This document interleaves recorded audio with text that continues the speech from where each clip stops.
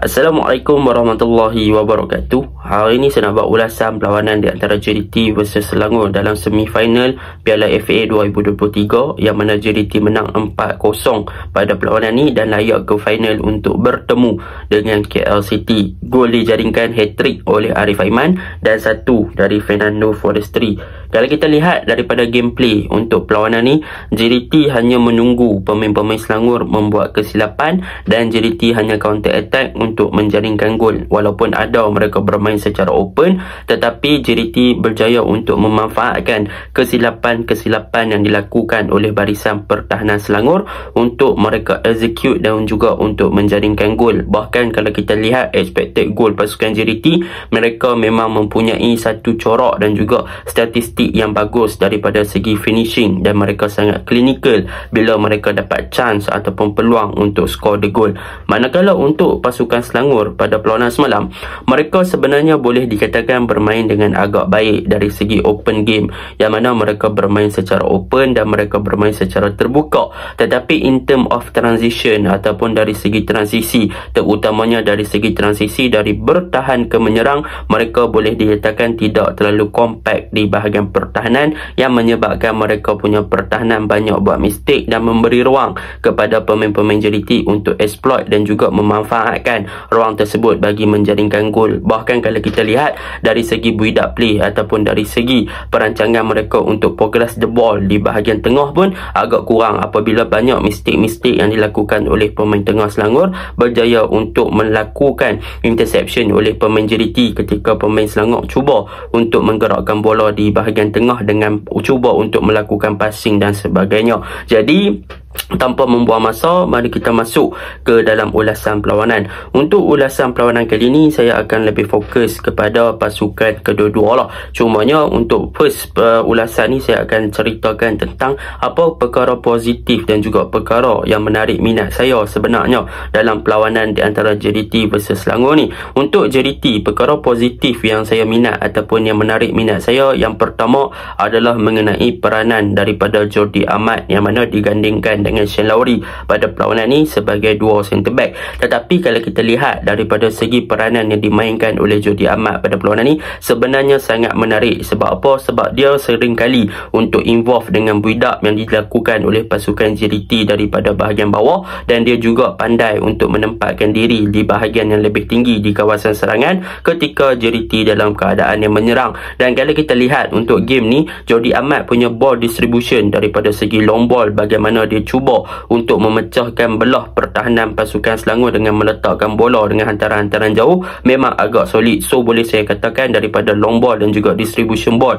Jordi Amat daripada bahagian bawah dengan hantaran-hantaran jauh memang boleh dikatakan agak accurate dan berjaya untuk menjumpai pemain-pemain JDT di bahagian hadapan. Tetapi itu memang sudah kebiasaan yang dilakukan oleh Jordi Amat dalam every game yang dia mainkan untuk pasukan JDT dalam Liga Super season ni. Cumanya untuk game ni, apa yang menarik adalah Jordi Amat dan juga Hong Wan. Kalau kita lihat secara detail dan juga secara terperinci, Hong Wan dan juga Jordi Amat sebenarnya sering untuk bertukar role, iaitu sekiranya Jordi Amat naik lebih tinggi ataupun berada di bahagian tengah, Hong Wan akan turun lebih deeper untuk menggantikan tempat Jordi Amat. Jadi perkara ini membolehkan Jordi Amat boleh untuk involve dan naik lebih tinggi, berada di kawasan half space ataupun berada di kawasan tengah pasukan JDT dan juga join the attack untuk membantu bahagian di bahagian kiri, terutamanya dari segi penlibatan beliau dengan Forestry dan juga Kobing Ong di dalam small space di kawasan wide area. So benda tu memang positively kita boleh nampak lah, yang mana Jordi Amat dia akan bermain dengan high line dan juga akan naik lebih tinggi, dan tempat dia akan lebih suka untuk di cover up oleh Hong Wan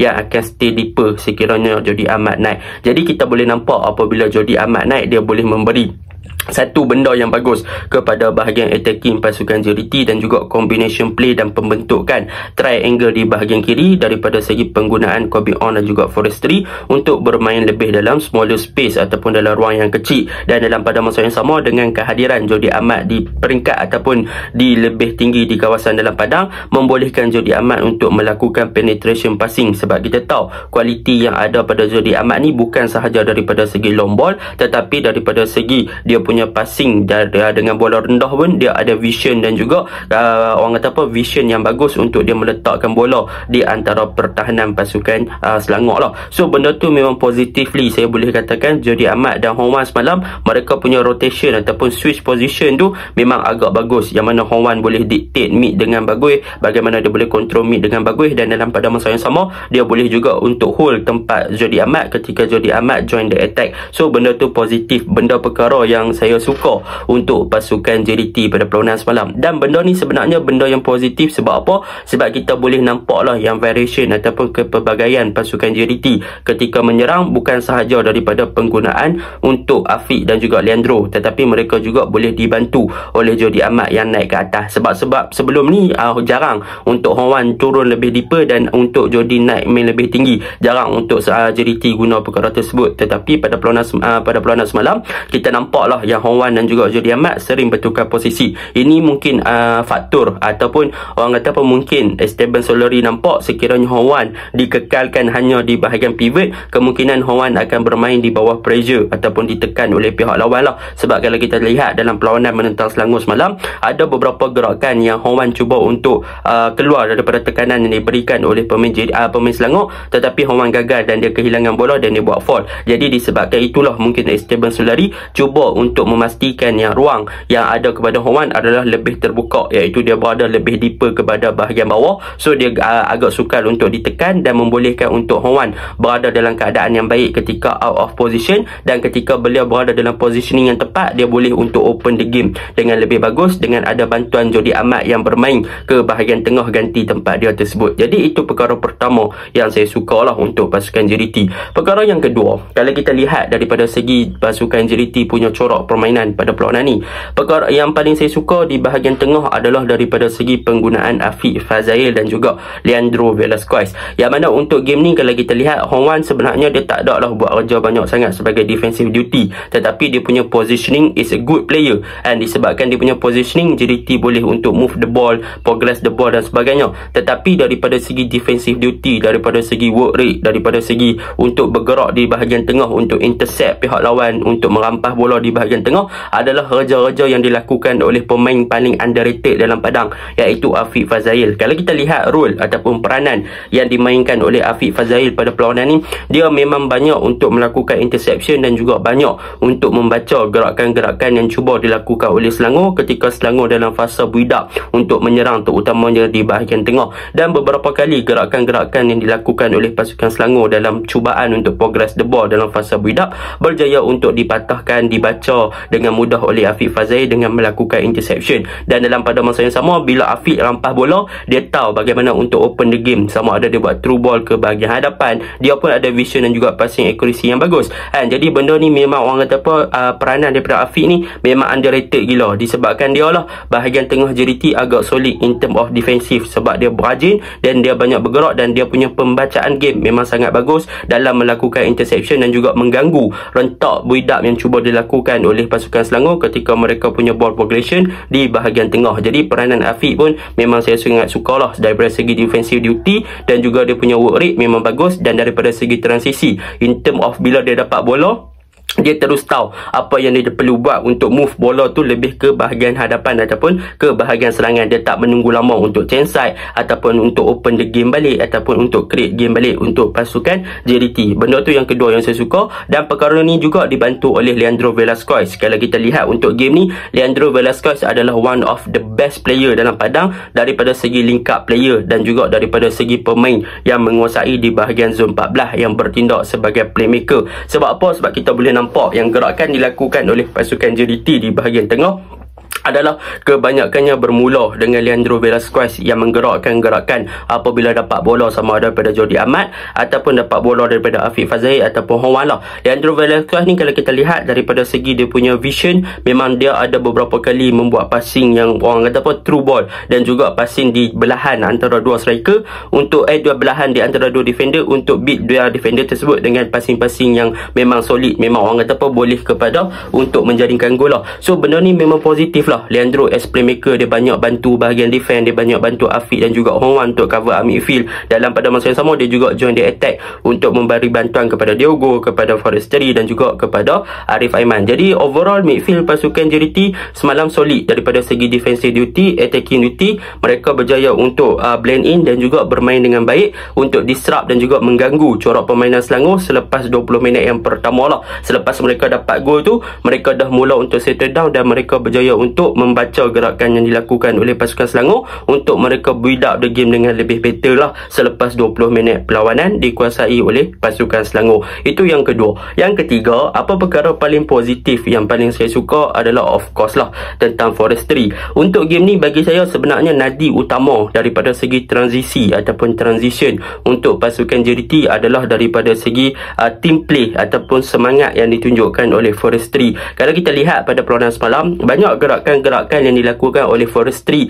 adalah gerakan yang membantu kepada gol, iaitu dia berjaya untuk create 2 assist kepada Arif Aiman. So benda tu positif dan dalam pada masa yang sama dia berjaya create 1 gol selepas dia beat daripada orang kata apa, daripada Kuzemi PE untuk gol yang keempat. So kalau kita lihat daripada peranan daripada Forestieri ni, apa yang dilakukan oleh beliau adalah dia punya timing, dia punya ball control, dia punya passion, kesabaran untuk bawa bola lebih ke hadapan, dan dia punya vision untuk buka game, dan dia punya reading game memang solid. So dia punya decision making di dalam padang memang sangat laju dan dia sangat tahu apa yang perlu dilakukan oleh seorang winger dan ketika menunggu dalam corak counter attack. Contoh sebagai perkara pertama yang saya ambil, kalau kita lihat untuk gol pertama pasukan JDT adalah terhasil daripada Forestieri dan juga Arif Aiman. Jadi apa yang dilakukan oleh Forestieri adalah dia stay high di bahagian hadapan. So bila dia stay high, dia tunggu bola di clear, dan dia tunggu bola tu clear, tiba-tiba Fazli Mazlan PP, bola tu Fazli Mazlan tak berjaya dapat kat Forestieri. Forestieri bawa bola pergi depan tetapi dia tak gelabah. Dia tunggu dulu dalam situasi one on one dengan Quentin Cheng, dan dalam pada masa yang sama dia tunggu Arif Aiman buat larian. So bila Arif Aiman buat larian, baru dia open game. So di situ kita boleh nampak lah yang Forestieri punya decision making dan dia punya passion, kesabaran untuk tunggu pemain dan juga teammate dia naik lebih bagus. Benda tu yang membantu untuk Forestieri score the goal. Dan kalau kita lihat untuk gol yang dijaringkan oleh Arif Aiman melalui hat-trick, yang gol yang ketiga Arif Aiman tu, kita boleh nampak lah yang Forestieri punya vision. Dia memang nampak yang Arif Aiman buat larian untuk keluar daripada marking yang dilakukan oleh Zikri Khalili, dan orang apa, passing tersebut menunjukkan vision dan juga accurate yang bagus untuk dia meletakkan bola kepada Arif Aiman untuk Arif Aiman score the hat-trick lah. So memang boleh dikatakan Forestieri is one of the best player dalam padang pada perlawanan ni untuk dia create peluang kepada teammate dia, dan dalam pada masa yang sama dia membolehkan diri dia untuk keluar daripada marking dan juga untuk bergerak lebih bebas di dalam padang. So benda ni memang positif side. Kiranya untuk game ni Forestieri tak tamak dan dia banyak main dengan team play dan dia berjaya untuk blend in dengan bagus lah untuk bermain dan juga connect dengan bahagian hadapan dan juga transisi yang bagus untuk membantu tim dia menjaringkan gol. Dan untuk Arif Aiman game ni memang cukup solid. Saya boleh katakan Arif Aiman untuk game ni, dia ataupun Forestieri boleh jadi man of the match lah. Tapi disebabkan Arif Aiman skor 3 gol, saya bagi Arif Aiman lah. And kalau kita lihat daripada segi gol pertama, dia punya larian, bagaimana dia beat Quentin Cheng daripada segi pace, dan dia juga push bola lebih ke hadapan dan dia tenang untuk gol pertama. Gol kedua, bagaimana dia memanfaatkan ruang kosong dengan teknik yang bagus dari segi shooting untuk menewaskan Khairul Azhan dan juga defense Selangor yang ada 4 orang kat situ, dan dia berjaya skor gol yang kedua. Gol yang ketiga, bagaimana dia keluar daripada marking yang dilakukan oleh Zikri Khalili. Kalau kita tahu Zikri Khalili waktu tu dia kawal Arif Aiman, tapi Shihan bagi bola, dia go tanduk, Zikri clear, lepas tu bola dapat kat Forestieri. Lepas tu apa yang menariknya adalah Arif Aiman keluar daripada marking tersebut dengan buat check in check out yang sangat bagus untuk melepaskan diri daripada pegangan ataupun marking Zikri Khalili tu untuk melempatkan diri dia dalam ruang kosong untuk dia terima bola dan gol hat-trick. So benda ni memang effectively, memang Arif Aiman dia ada instinct dan juga capability untuk bermain sebagai seorang striker. Dia ada kelebihan daripada segi ketenangan dan juga pace, dan dia juga ada kelebihan daripada body language, positioning dia pun mantap, finishing dia pun mantap. So boleh dikatakan combination dia dengan Forestieri memang solid lah untuk game ni, memang saya boleh puji. Itu untuk yang ketiga.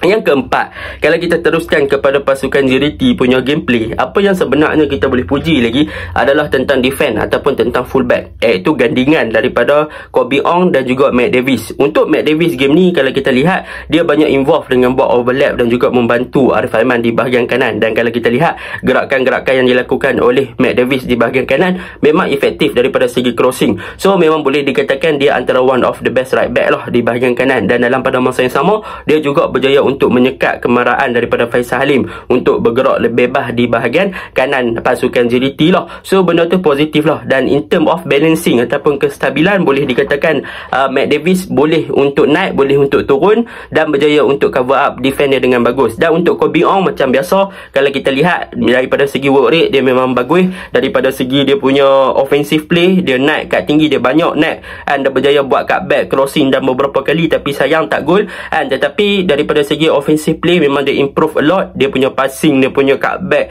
dia punya vision dan sebagainya, memang orang kata apa, lay off dia memang bagus lah. So benda tu positif. Daripada segi defending rate, memang dia berjaya untuk sekat lah Mukeri Ajmal daripada bergerak bebas di kawasan kiri pasukan JDT tu. Memang tak boleh nak kata banyak. Dan untuk Shihan game ni, saya rasa Shihan pun bermain dengan baik. Dia berjaya untuk diuji dan dia punya save yang Faisal Halim dengan satu tangan tu pun memang solid. Dia punya reaction pun bagus. So boleh saya katakan Shihan untuk game ni dia diuji, dan Selangor tak ada luck lah untuk skor melalui untuk menepasi Shihan. Shihan pun bagus lah. Untuk Diogo, cumanya untuk kekurangan boleh saya katakan Diogo lah. Diogo untuk game ni salah satu kekurangannya sebab kita tahu Diogo adalah player yang bagus daripada segi link up, yang mana dia akan boleh create space dan juga buka ruang kepada pemain-pemain lain untuk berada dalam ruang yang kosong. That is the Diogo thing lah, ataupun perkara yang Diogo boleh buat.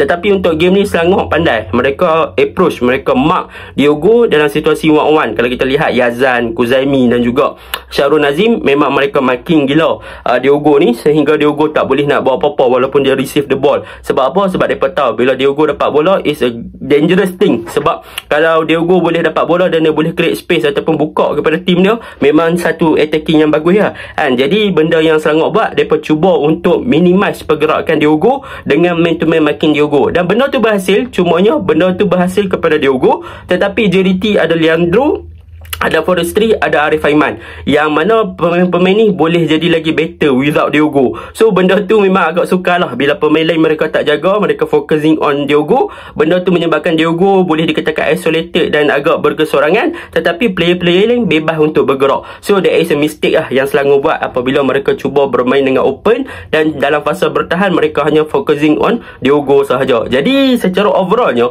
sebenarnya apa yang membantu JDT daripada segi mereka punya gameplay adalah daripada segi mereka punya transition ataupun transisi. Kalau kita lihat counter press ataupun mereka punya defending shape to attacking shape dan attacking shape to defending shape is really a good thing. Mereka punya defending shape dan juga attacking shape dah bagus. So transisi mereka tu mereka cepat. Mereka tahu bila mereka menyerang, mereka akan cepat untuk counter dalam transisi yang bagus. Dan apabila mereka bertahan, mereka akan turun as a group untuk memastikan defending shape mereka tak terabur. So transisi mereka tu dah bagus. Yang tu yang menyebabkan JDT is a better team berbanding tim-tim lain dalam Liga Super lah. Mereka ada transisi yang bagus. Dan dalam pada masa yang sama semalam, kita boleh nampak lah bagaimana counter attack yang dilakukan oleh JDT lebih efektif disebabkan mereka punya transition daripada defend to attacking lebih bagus lah, berbanding Selangor yang cuba untuk counter ataupun menyerang, mereka punya transisi is really bad lah. Jadi itulah benda yang kita boleh cerita untuk JDT, dan tahniah lah layak ke final. Dan kita masuk pula untuk Selangor. Untuk Selangor ni kita nak cerita pasal apa dulu? Untuk Selangor ni saya cerita pasal kelemahan dahululah. Untuk kelemahan pasukan Selangor, obviously yang pertama mereka cuba bermain dengan open. Mesti ramai akan kata baguslah Selangor main open, takkanlah nak main defend kan, tak main compact lepas tu counter dan sebagainya. Tetapi memang baguslah kalau ikut secara logik akalnya, memang baguslah orang main open. Tetapi kena ingat dalam bola sepak, the result is more important than gameplay. Result tu adalah benda yang paling penting daripada segi gameplay. Sebenarnya Selangor ada capability untuk bermain dengan bertahan, compact and counter, sebab mereka ada winger yang laju seperti Faisal Halim yang boleh untuk beat pertahanan JDT sekiranya mereka bermain dalam high line. Sepatutnya Selangor boleh approach dengan taktikal yang tersebut lah. Walaupun bermain dengan open, mereka kena 4-0, that is not a good thing. Sebab kalau 4-0 dalam saingan piala pula tu kan, so benda tu mungkin perlu diperbaiki lah. Jadi kelemahan Selangor yang paling ketara semalam, Yang pertama adalah defend. Defend memang buat masalah banyak yang menyebabkan mereka banyak space di-exploit oleh pasukan JDT. Mereka bagi banyak space, mereka tak pressure, mereka tunggu sampai mereka buat mistake. So, mereka gagal di situ. Yang kedua, midfield. Mereka tak ada proper number 6 iaitu Alex. Alex untuk game ni daripada segi distribution dia untuk progress the ball ataupun bermain dengan ball progression ke bahagian atas ketika menyerang is a good. Tapi ketika defensive duty and 2 gol adalah adalah berpunca daripada Alex, yang mana Alex tak boleh nak pressure Arif Aiman dan membiarkan bahagian tengah pasukan Selangor kosong dekat situ. So benda tu agak merugikan lah sebab Alex tak boleh nak jalankan defensive duty dengan baik. Iaitu yang pertama lah. Yang kedua, selepas defend. Yang ketiga adalah daripada segi pemain nombor 10, iaitu kalau kita lihat Alif Haikal diletakkan pemain sebagai attacking midfielder untuk game ni, tetapi Alif Haikal jarang tak berfungsi dengan baik, dan Tan Chee Ho nampak benda tu di second half dia digantikan. Tetapi apabila pergantian dilakukan, Tan Chee Ho pula membawa keluar the best player dalam bahagian tengah pasukan Selangor, iaitu Orozco, yang mana Orozco waktu first half dah bagus je main, tapi dikeluarkan, dibawa masuk pula dengan Brandon Gunn, yang mana boleh dikatakan import yang diberikan oleh Brandon dan juga Nur tidaklah terlalu positif kepada bahagian midfield pasukan Selangor. So benda tu juga menyebabkan Selangor tak boleh nak progresif ball dengan sangat baik di bahagian tengah. Mereka tak boleh nak dictate, mereka tak boleh nak off pressure, tak boleh nak kontrol dengan baik apabila diganggu oleh Hong Wan, Jody Ahmad, Afiq dan sebagainya lah. So benda tu agak merugikan lah boleh dikatakan. Dan faktor lagi kita boleh nampak fitness level, yang mana Selangor kehilangan 2 player utama mereka, iaitu Yazan dan juga Fazli Mazlan dalam first half. Obviously selepas kehilangan 2 player tu memang akan mengganggu rentak permainan lah. Dan dalam pada masa yang sama juga attacking, Aaron Devel tak berfungsi dengan baik, walaupun ada satu percubaan yang hampir melemaskan Sihan, tapi overall Aaron tak menepati cita rasa untuk menentang tim-tim yang besar lah. And yang benda positif thing untuk pasukan Selangor sebenarnya Faisal Halim, dia boleh bermain dengan baik, saya boleh katakan macam tu. Tapi hard luck, dia tak boleh nak score, dia kurang clinical.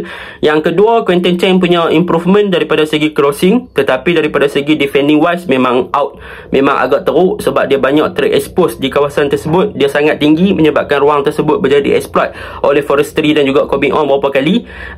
Kozemi PE masuk waktu first half agak kurang, second half lepas kena dengan Forestry dia bermain dengan baik. Lepas kena dengan Forestry tu, gol keempat tu barulah nampak yang Kozemi baru regain balik dia punya confidence level, and so baru boleh nampak. Syarul Nazim boleh dipuji, dia punya gerakan boleh juga katakan dalam situasi one-on-one dia berjaya menghalang gerakan Forestry dan sebagainya. Siapa lagi nak boleh puji? Yang tu je lah yang boleh saya katakan. Yan, walaupun dia tewas 4 gol, boleh dikatakan agak kurang baik, tetapi beberapa penyelamatan daripada dia menyelamatkan Selangor daripada dibelasah lebih berempat lah. So secara overallnya, apa yang sebenarnya Selangor lack ataupun kurang adalah daripada segi transisi. Sebenarnya kalau kita lihat transisi ketika pasukan Selangor bermain dengan open, mereka bagus daripada segi attacking shape, mereka bagus dalam fasa menyerang, tetapi in term of nak ubah daripada menyerang ke bertahan tu, boleh dikatakan mereka agak slow. Contoh macam kita ambil gol pertama, kena counter lah kan, tinggal Quentin je kat belakang, tak ada siapa yang nak bantu Quentin bila kena beat dengan Arif Aiman. So benda tu yang agak kurang. Alex pun jalan lah. Untuk gol yang kedua, Alex pun tak pi close Arif Aiman. Zikri cuba untuk halang Arif daripada masuk lebih ke dalam, Arif ada ruang, dia shoot. And yang tu, gol ketiga kita boleh tengok Zikri lepas marking. So benda tu yang boleh dikatakan Selangor kena baiki lah, transisi. That is a word untuk Selangor lah. Jadi tu je lah ulasan saya. Assalamualaikum.